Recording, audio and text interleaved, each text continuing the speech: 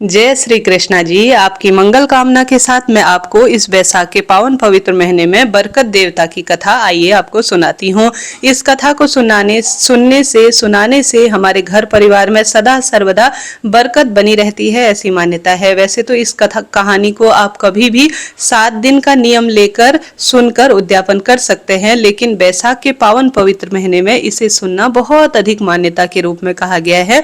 तो इस महीने इस कहानी को आप चाहें तो रोज सुन सकते हैं। इससे हमारे घर में ग्रह लक्ष्मी के हाथों में हमेशा बरकत बनी रहती है तथा घर में अन्न धन के भंडार भरे रहते हैं, सौभाग्य बना रहता है, पुत्र विवाह, नौकरी, रोग, कर्ज इत्यादि की जो परेशानी है उससे निजात मिलता है और खुशियां बनी रहती है। जरा सा भी बैसाख महीने की कथा कहानियां आपके लिए रोचक रहती हैं तो चैनल को लाइक करें। आपसे अनुरोध है सब्सक्राइब जरूर से कीजिएगा। इससे पहले आप सभी के लिए इस महीने सुनी जाने वाली जैसे बैसाख नहाने की कथा, बांदरी की कथा, सब मैंने अपलोड कर दी है, एक बार आप देख लीजिए। इसी वीडियो के नीचे कमेंट्स में पिन है। आइए आरंभ करते हैं। बरकत देवता की कथा अनुसार एक गांव में एक साहूकार परिवार था। साहूकार पति पत्नी बड़े ही धार्मिक प्रवृत्ति के थे। उनके 5 बेटा बहू थे।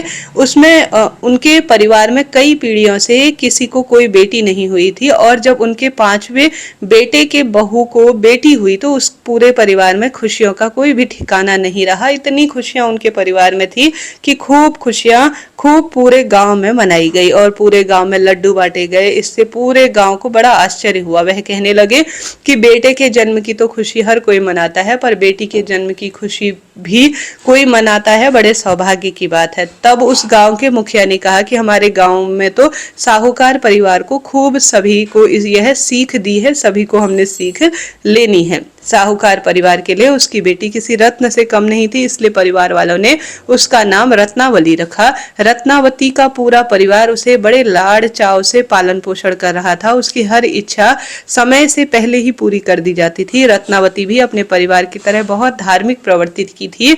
जब वह बड़ी हुई तो अपनी दादी के साथ रोजाना मंदिर जाने लगी। वह भी अपनी दादी के साथ तुलसी, केले, पीपल आदि को सींचती, सभी देवी देवताओं की पूजा करती, भजन कीर्तन करती।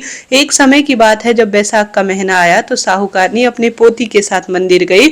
वहां बहुत सी औरतें बैसाख महीने की कहानी सुन रही थी तो दोनों दादी पोती भी वहां बैठकर कहानी सुनने लगी। अब वह रोज मंदिर जाकर बैठ जाती और कहानियां सुनती। एक दिन कहानी सुनाने वाली ने कहा, मैं आपको सबको बरकत देवता की अभी कहानी सुनाती हूँ। इस कहानी को सुनने के लिए 7 दिन व्रत रखें और लगातार रोजाना कहानी सुनने के बाद उद्यापन के लिए भगवान विष्णु के मंदिर में बरकत की कथा का उद्यापन करें। उससे उनके घर में कभी भी अन्न धन की कोई कमी नहीं होगी और घर में हमेशा अन्न धन के भंडार भरे रहेंगे तथा परिवार के पुरुष और महिलाओं के हाथ में हमेशा बरकत बनी रहेगी। तब साहूकारनी ने 7 दिन तक लगातार कहानी सुनकर व्रत करने का निश्चय किया और रोजाना कहानी सुनने और सुनाने लगी। 7 दिन के बाद साहूकारनी ने बरकत की कथा का उद्यापन कर दिया। रत्नावती अभी बहुत छोटी थी तो साहूकारनी ने उसकी तरफ कोई ध्यान नहीं दिया कि उसे भी उद्यापन करवाना चाहिए। धीरे धीरे रत्नावती बड़ी हो गई। जब वह शादी योग्य हो गई तो परिवार वालों ने अच्छा घर वर ढूंढकर उसका विवाह कर दिया। रत्नावती के ससुराल में 4 जनों का छोटा सा परिवार था। उसमें सास, बहू रत्नावती और रत्नावती का बस पति था। जब रत्नावती ससुराल आई तो रोजाना के अन्य कामों का जिम्मा उसे सौंप दिया गया तथा खाना बनाने का जिम्मा भी सासू माँ ने ले लिया। उसकी सास खाना बनाने के बाद उसे पहले उसके पति को खिलाती, फिर पुत्र को खिलाती और फिर बाद बचा हुआ खाना जो है अपने जो खुरचन होती है वह रत्नावती को दे देती थी। रत्नावती बचा कुचा खाना खाकर पानी पीकर सो जाती। धीरे धीरे रत्नावती कमजोर पड़ने लगी। तब एक दिन रत्नावती के पति ने रत्नावती से पूछा, हम घर में सिर्फ 4 जने हैं, मैं अच्छा कमाता हूँ, अच्छा खाना भी बनता है, पर तुम रोजाना किस बात से कमजोर होते जा रही हो? तुम्हें किस बात का दुख है, मुझे बताओ। तब रत्नावती बोली कि आपकी माँ आप सभी को भरपेट खाना खिलाती है, लेकिन मुझे बची कुची कढ़ाई की खुरचन परोस देती है। मुझे रोजाना पेट भर के खाना नहीं मिलता, इसलिए मैं कमजोर होती जा रही हूँ। तब उसके पति ने कहा कि मेरी माँ ऐसा नहीं करेगी, तुम कल से मेरी थाली का खाना खा लेना और तुम्हें जो खाना परोसा जाए वह मैं खा लूंगा। दूसरे दिन से रत्नावती का पति कोई ना कोई बहाना बनाकर अपना खाने की थाली को कमरे में ले जाकर रत्नावती को खिला देता और उसे जो खाना परोसा जाता खुद खा लेता। धीरे धीरे रत्नावती के पति का स्वास्थ्य बिगड़ने लगा। रत्नावती का पति एक जो है दिन प्रतिदिन कमजोर पड़ने लगा, सूखने लगा। तब रत्नावती की सास ने अपने बेटे से कहा कि बेटा, मैं तो तुझे रोज अच्छे से अच्छा खाना खिलाती हूँ, फिर भी तुम दिन प्रतिदिन कमजोर और जो है किसी न किसी स्वरूप में सूखे क्यों जा रहे हो। तब बेटा बोला, माँ मैं रोजाना बचा कुचा खाना जो तुम रत्नावती को देती हो वही खाता हूँ। मेरे हिस्से का खाना रत्नावती को मैं खिला देता हूँ। जैसा खाना खाऊंगा शरीर भी वैसा ही होगा। माँ हम ले देकर परिवार में 4 जने तो हैं और तुम रत्नावती को खुरचन वाला खाना देती हो, वह भी किसी की बहन बेटी है। तब रत्नावती की सास ने घर की चाबी रत्नावती को सौंप दी और कहा कि बहू आज से खाना भी तुम बनाओगी, बस मैं आराम करूंगी। बहुत दिन हो गए मुझे घर के काम करते करते, आज से पूरे रसोई की जिम्मेदारी तुम्हारी है। उस दिन रत्नावती की खुशी का कोई ठिकाना नहीं रहा। उसने ढेर सारा खाना बनाया, तरह तरह के पकवान बनाए। फिर उसने सबसे पहले ससुर को खाना खिलाया, फिर सास को, उसके बाद अपने पति को खाना खिलाया। इसके सबके खाना खा लेने के बाद जब रत्नावती खुद खाने के लिए बैठी तो उसकी कढ़ाई बिल्कुल उसे साफ मिली। उसे खुरचन भी अब नसीब नहीं हो रही थी। उस दिन उसे भूखा ही सोना पड़ा। तब उसके पति ने उससे पूछा, आज तो तुम खुद खाना बनाई हो, आज तो तुम्हें भरपेट खाना मिला होगा। तब उसने कहा, सासू माँ खाना बनाती थी तो कम से कम खुरचन तो बच जाती थी, लेकिन खुद खाना बनाया और आप सबको खिलाया तो मुझे बिल्कुल मेरी कढ़ाई साफ मिली। पता नहीं किस स्वरूप में भगवान मुझसे नाराज हैं। मेरे हिस्से में तो आज खुरचन भी किसी रूप में मुझे नहीं मिली। पति को बड़ा आश्चर्य हुआ। उसने कहा, ये कैसे हो सकता है, तुम कल और ज्यादा खाना बनाना।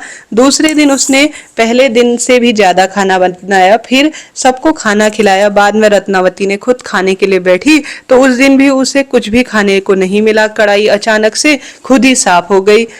उसने यह सब अपने भाग्य में मान लिया कि उसके हिस्से से शायद अन्न धन के देवता नाराज हैं। धीरे धीरे रत्नावती चिंता के मारे सूखने लगी। तब रत्नावती की सास ने अपनी बहू से कहा कि बहू, अब तो खाना तुम खुद बनाती हो, फिर भी तुम दिन प्रतिदिन सूखते जा रही हो। तब रत्नावती ने पूरी बात अपनी सास को बताई। तब सास, ससुर और उसके पति को बड़ा आश्चर्य हुआ कि रत्नावती खुद खाना बनाती है, ज्यादा खाना भी बनाती है, तो भी सबके खाने के बाद उसके लिए कुछ भी नहीं बचता। कढ़ाई बिल्कुल साफ मिलती है। तब रत्नावती की सास ने अपने बेटे से कहा कि बेटा, तुम कुछ दिनों के लिए बहू को उसके पीहर लेकर जाओ, शायद वहां कुछ ढंग से खा लेगी और इसका शरीर अब थोड़ा ठीक हो जाएगा। यह तो दिन प्रतिदिन कमजोर होती जा रही है। तब रत्नावती का पति रत्नावती को लेकर अपने ससुराल गया।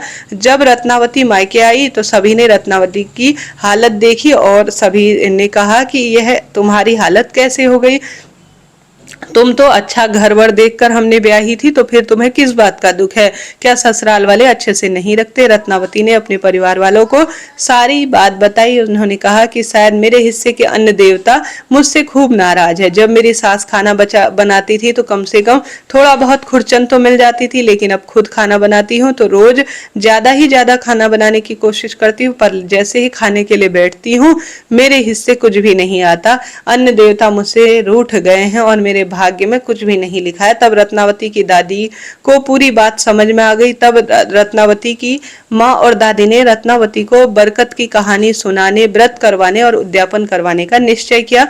दूसरे ही दिन रत्नावती ने अपनी माँ और दादी के साथ बरकत की कहानी सुनी, व्रत किया। इस तरह 7 दिन तक लगातार व्रत करने के बाद 8वें दिन भगवान विष्णु के मंदिर में उसके हाथ से बरकत भगवान की कथा का उद्यापन कराया और फिर वह मायके से बहुत सारा धन वापस लेकर ससुराल गई। जब रत्नावती ससुराल गई तो उसने अपनी सास को पूरी बात बताई कि बरकत देवता मेरे से नाराज हैं और मेरे ऊपर श्राप लगा था, इसलिए मेरी दादी ने मुझे बरकत की कहानी सुनाई और मुझसे 7 दिन तक व्रत करवाया और 8वें दिन उद्यापन कराया।